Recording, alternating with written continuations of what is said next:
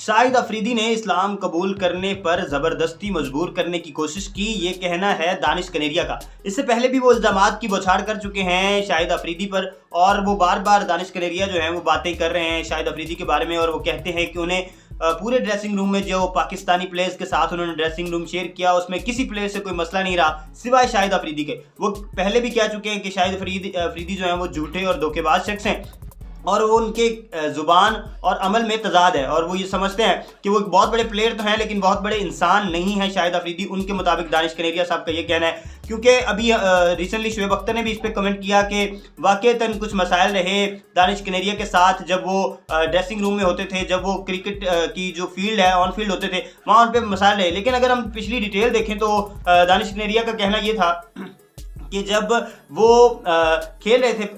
अपनी डिपार्टमेंट की तरफ से, और शाहिद अफरीदी उस डिपार्टमेंट के कप्तान थे, तो उन्हें बार बार बेंच पे बिठाते थे और उन्हें मैचेस बहुत कम मिलते थे खेलने को। और दूसरी जानिब अगर देखें तो जब वो इंटरनेशनल क्रिकेट में आए और 61 मैचों में, टेस्ट मैचेस की अगर बात करें तो 61 टेस्ट मैचों में उन्होंने 261 विकेटें हासिल की दानिश कनेरिया ने, और ये पाकिस्तानी स्पिनर्स में टेस्ट में सबसे ज़्यादा विकेटें हैं। इनसे ज़्यादा किसी स्पिनर ने ज़्यादा विकेटें हासिल की नहीं अभी तक पाकिस्तान की पूरी टेस्ट हिस्ट्री में। और उसके अलावा वसीम अकरम, वकार यूनुस और इमरान खान है, लेकिन वो फास्ट बॉलर हैं सारे। अब बात यह है कि दानिश कनेरिया जो है वो मुसलसल इल्ज़ामात की बौछार कर रहे हैं, और वो कहते हैं कि कहीं ना कहीं जो है वो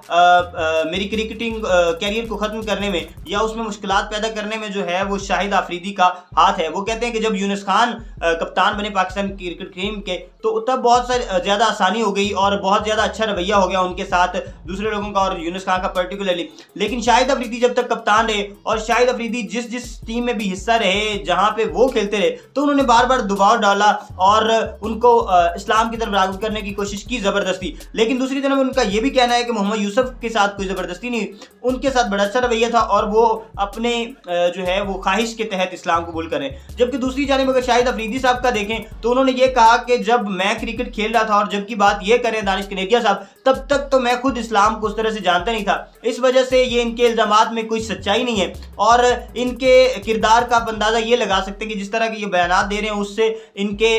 जो है वो किरदार की मंजरकशी की जा सकती है, किरदार कशी की जा सकती है। मतलब किस तरह के ये शख्स हो सकते हैं कि जिस तरह के ये लेम किस्म के इल्ज़ामात लगा रहे हैं उन पर। अब दूसरी जानिब हमने देखा था कि शुएब अख्तर के बयान की वजह से ज़्यादा हाइप पकड़ी थी इस सारे सिनेरियो में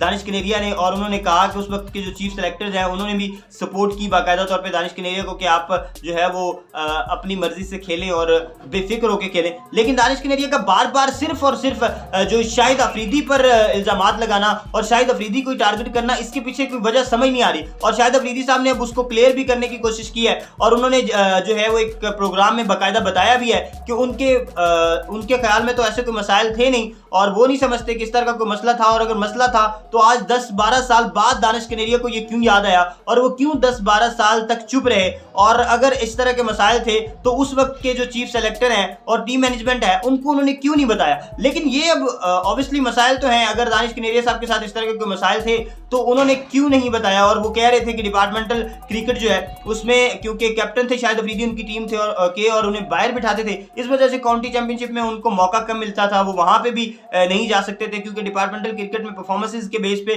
काउंटी चैंपियनशिप में वो उनके ख्याल से